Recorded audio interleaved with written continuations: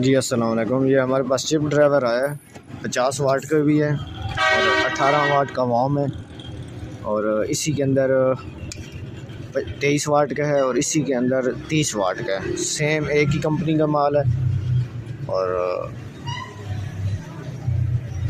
Real watts हैं।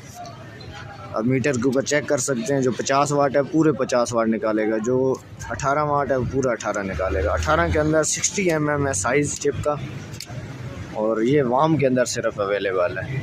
बेहतरीन चीज़ है और रेगुलर वाला स्टॉक है, लाट वाला माल नहीं है। एक ही कंपनी का सारा सेट हमारे पास पड़ा हुआ है। ठीक है, ये 18 वाट का ड्राइवर है।